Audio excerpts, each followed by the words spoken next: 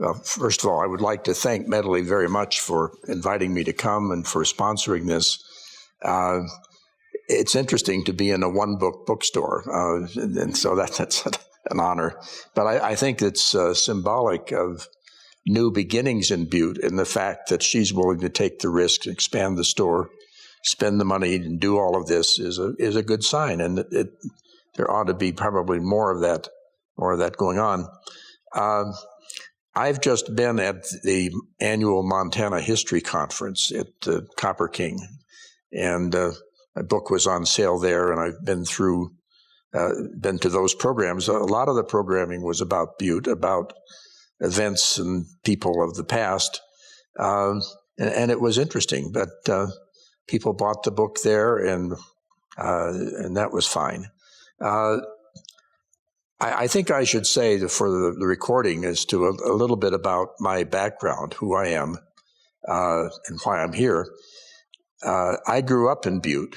My family moved here in 1946. My father then worked for Graybar Electric Company, which is a wholesale electrical distributing company. We were in Spokane, and he was asked to transfer to Butte to open a new branch for an office for Graybar. So we came then when I was 7.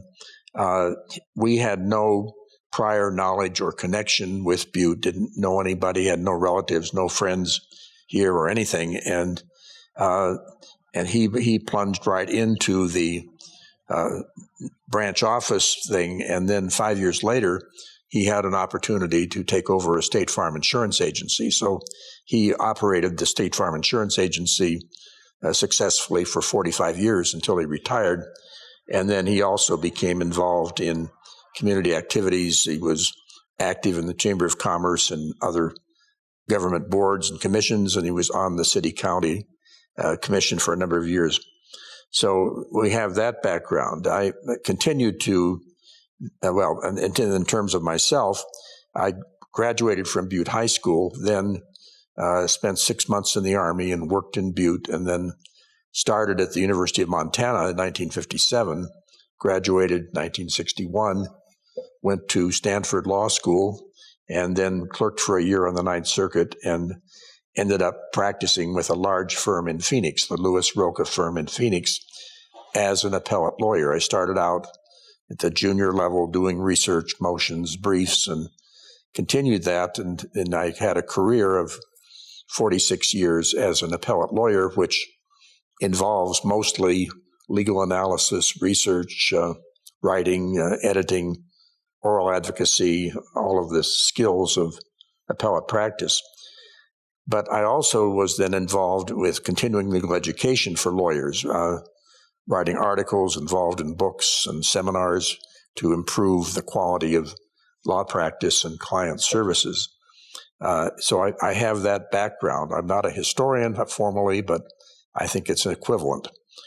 I also had been a member of this Montana Men's Group for a number of years that Hugh and I have both been a member of. And at one point, this is back in 2013, somebody suggested that it would be good to have a program once in a while, not just sit around and BS with each other.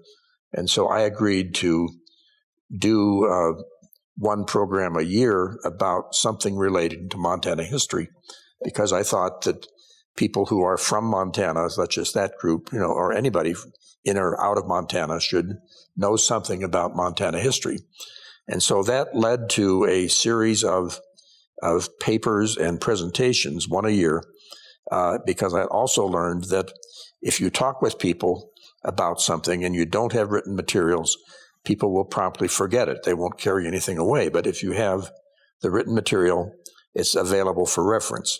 So I did these papers, and they were kind of random, no particular order, just year to year, what was interesting, and ended up with 8 different papers, which were almost enough for a book. But then I thought the part that was missing was 2 things. One was the more recent years of the Anaconda Company from 1920 to the present, and in particular then the effects of the decline in copper production and the the cave block mining and the open pit mining that we were talking about before, and what effect that had on Butte neighborhoods and the people of Butte. So with that, there were 10 chapters, 5 about Butte, 5 about other things. The others are newspaper history, the University of Montana, Thomas Francis Meagher, who was a territorial governor, Senator Burton K. Wheeler, and Mike Mansfield. Those are the other 5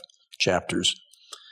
So that's how this came to be. And then the other part of that is that last spring, I became aware that this conference was going to be held here, and it would be good to be able to put that material together and edit it and publish it, self-publish it, and have it available for sale here. So I was able to accomplish that, and I think it turned out pretty well. I've given you this background, but I don't want to continue to lecture. I would like to please feel free to comment or ask questions, or we can discuss whatever you'd like to discuss. So we can go forward on that basis. One thing that you kind of wonder about in history. Well, okay, a few more general things before I get into the contents of the book specifically. You kind of wonder, why is it that there needs to be history at all? When I was growing up here, I didn't have any sense of the history of Butte in the sense of there were people who did things and events happened in the past. I just accepted Butte for what it was. And it might have been unusual to have mines all over town and, have the culture, multiple ethnic cultures that were here, but I just accepted that as it was without understanding how that came to be.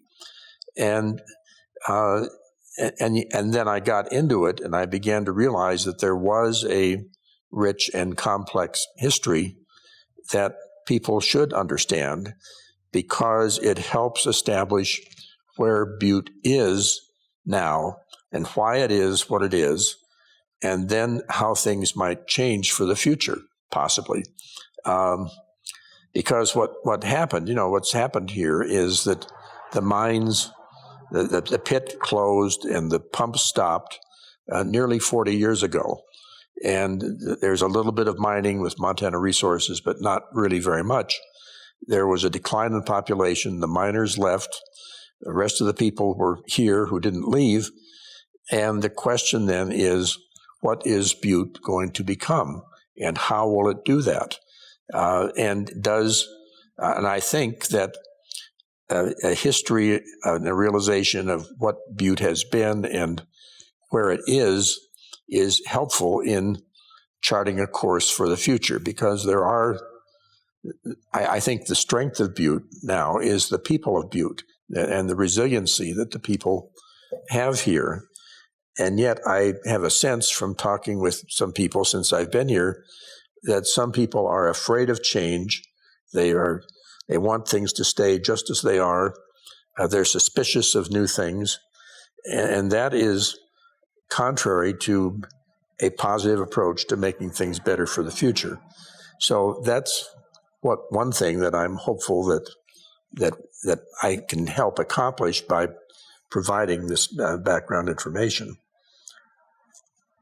Now, in terms of the history of Butte as I see it, and this is, again, anybody can look at this and you can see it in your own way, and there's a lot that's written about Butte. Medley's shelves are full of books about Butte of all different kinds.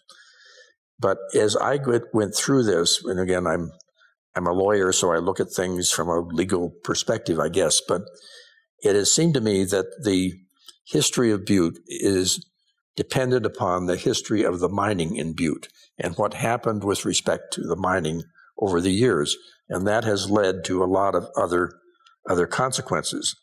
And so what I've focused on primarily is the history of the mining and the effects of it on the community. there are, from that perspective, it seems to me that there are two broad areas in that history. One is from the very beginning of placer mining in 1864 up to the point where Amalgamated had complete control of the Butte Hill, and they consolidated all of their subsidiaries, and everything went back to the Anaconda Copper Company.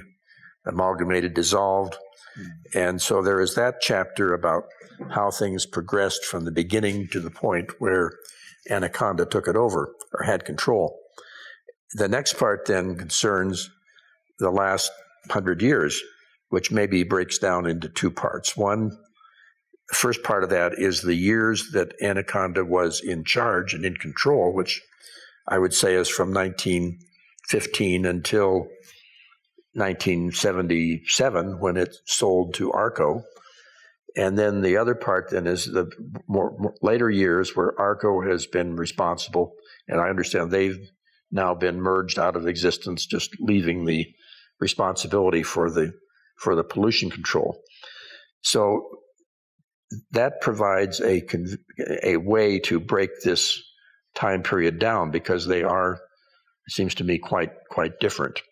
So let's talk about the first period, and I would start that with a thing on a desk calendar that my wife gave me, which is a saying that is attributed to the Buddha. I'm not a Buddhist, but this is a saying attributed to the Buddha, which is that everything that has a beginning has an ending. Make your peace with that, and all will be well. So you can apply that to Butte and say Butte mining had a beginning and it had an ending. And so you have to make your peace with that. But the other thing that follows from that, I think, is that because everything that has a beginning has an ending, then there should be a plan B for what happens when the mining ends. And I don't know whether that's ever really happened. My sense is that people became reliant on the Anaconda Company. It was always there, and better or worse, that was what Butte was about, and there wasn't any real incentive to do much of anything else. Okay, so within that first period, there are several periods within that. There was an initial period of placer mining, which started in 1864 and ended in about 1869. There was some placer mining in the gulches up in the city of Butte. Most of it was along Silver Creek, and there were apparently thousands of miners who worked there for a period of 2 or 3 years.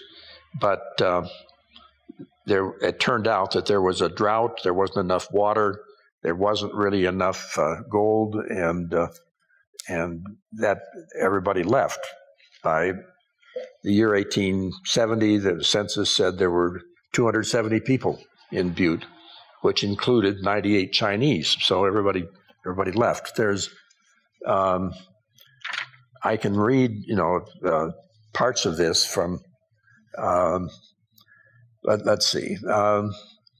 Just to give you an idea of how the book goes, speaking to this, during the 1865-67 warm seasons, thousands of placer miners toiled along Silver Creek's banks and gulches. By 1866, the entire creek channel from Silver to Butte was worked by companies of 4 or more men to every 200-foot claim. By 1867, as many as 5,000 people might have inhabited the general area. So the action centered on Silver Creek. The population there was perhaps 1,000, but by 1868, Butte was in decline, drought occurred, and the people left. There were a few silver miners who hung around, but the place was essentially dead. So that was the end of the placer period. Now, the next step in this was the beginning of what I would call a silver mining period, which started perhaps in around 1872 and extended into the 1890s. And finally, the government demonetized silver, and silver mines went broke, except for the ones that also had copper in them. And but that was another transition. The first copper king, so-called, who came to Butte was William Clark. He had started out in Pennsylvania. He, as a young man, he went to Colorado following a gold rush. He then heard about a gold rush in Bannack. By the time he got to Bannack, he had 50 cents in his pocket. He worked on a claim for somebody else, earned $2,000 or $3,000, and decided he would rather be a merchant than a miner. So he bought a wagon and went down to Salt Lake City and bought some supplies and hauled them back to the mining camps and made a lot of money as a merchant supplying goods to miners. And then one thing led to another. He started a bank, and he had a wholesale mercantile company. He was in Deer Lodge initially, and then came to Butte in 1872 to open a branch of his bank in Butte. And that then led to purchasing several major copper mining claims and becoming involved in the community. But Butte was really at a very low point when he arrived. There were two problems with mining copper in particular at that time. One was that the copper ore was mixed with other types of material in the rock, and nobody really knew how to separate the copper out. To devise a process that could smelt the copper and get it out. And then the other problem was that there was no rail transportation, so that you couldn't ship heavy quantities of material. There were the few mines that existed would haul their ore to Salt Lake City by wagon to be smelted, or they would run it on riverboats down the river and ship it east. But that was really expensive, and it wasn't cost justified. There just wasn't possible to do very much then. But Clark decided when he saw these mining claims that he really needed to know more about mining. And so he decided to go to New York, spend several months taking a crash course in mining at the Columbia School of Mines. And along the way, he took samples of the ore from his claims, and it turned out that they were really rich claims, rich in copper. So he had that base, and then he consulted with a smelting firm in Colorado that had learned to smelt this copper and brought that technology up to Butte and was operating his own smelter here later in the 1880s. So that was, and then he had a whole career later on, which I might be able to get to, but I think let's just stop him right there because that was his first period of influence. I don't know if you've ever seen the musical Into the Woods, Stephen Sondheim's musical Into the Woods. What that is, I have to digress here. What that is about is fictional fairy tale characters who each have their stories. Jack and the Beanstalk, the butcher and his wife, Rapunzel, and so on. And in the musical, they have their own stories, but then they start to mix with each other in their stories, and it turns out to be humorous or it's sad. But Butte was kind of like that. There were all of these characters with their own stories who then mixed with each other. So that's part of what we'll get to. Marcus Daly came to Butte in 1876. His background was quite different. He was born in Ireland, 1841. He came to the United States at age 15 by himself with very little formal education. He worked in New York for a couple of years and then went to California around the southern tip of South America. That was one way to get to California in this would have been the early 1870s, and started out in the California mines and then moved to Nevada, and then he was hired by the Walker brothers in Utah, and he developed a reputation as a mining expert in terms of mining supervision. He came to Butte, to back up, the Walker brothers had a smelter. They had mines and a smelter in the Salt Lake area. They saw ore coming down from somewhere in Butte that was really rich, and they sent Daly up to look at it and see what Butte was all about. So he did, and found that there were a lot of potentially rich copper-producing mines. Went back to Salt Lake City. They brought up a couple of the brothers. They bought several of those mines, including the Alice mine, which was in Walkerville. And so that's how Daly got here. He then became superintendent of the Alice mine and some others that the Walker brothers bought. In 1880, Daly was ready to cash out. He sold his interest in the Alice mine for $100,000. He had an opportunity to buy the Anaconda mine for $30,000, which he did, and the Anaconda mine was a silver mine at that point. But he had cut himself off from the Walker brothers, and he needed financing for the silver mine. So he went to George Hurst, who he had known in Nevada, I think, who was part of a syndicate that could do mining finance. And there were two other partners in that syndicate, Lloyd Tevis and James Ben Ali Hagan. They agreed to finance Daly. Daly sold the mine to the syndicate and got a 1/4 interest, and then managed that. And they started digging down in the mine. And then a year later, they found this huge deposit of copper, which nobody had known about. And at this point, copper was a whole new thing. So Daly went back to San Francisco, talked with his other partners, and what they decided to do then was to build a whole new smelter, not in Butte, but in Anaconda, because there was more water and timber available there. And it would take 2 or 3 years to build it. It cost several $1 million with no particular cash flow coming in.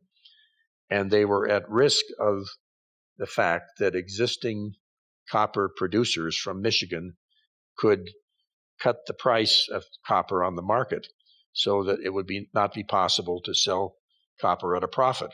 This was before the antitrust laws. And so, but they went ahead, and Daly planned the town of Anaconda, and they built the smelter, and they had a railroad to bring the ore from Butte to Anaconda, opened it in 1884, and the Michigan copper producers quickly dropped the price of copper so that everything was shut down for a couple of years, including production in Butte. That finally corrected itself, and by 1889 then, the Anaconda Company had really gotten going, producing copper and smelting it in Anaconda. The railroad came in from Salt Lake City in 1881, so there was transportation from the south. The Northern Pacific came through in 1885, so there was east-west transportation. There was a railroad that came down from the north that was owned by James Hill, the guy that promoted the Great Northern Railroad, so there was transportation to the north. So Butte had a good railroad transportation system. So that's sort of where things are in 1889. Clark has his own empire. He has his smelters here in Butte. There's Anaconda Company, which has the Anaconda smelter, and there were some other independent mine owners. There were 2 other companies, the Butte and BMC, Boston and Montana Company, and the Butte and Boston Company were both owned by the Louison brothers and other Boston investors. They were here. And so in 1889, then Fritz Heinze shows up. Yeah. Okay.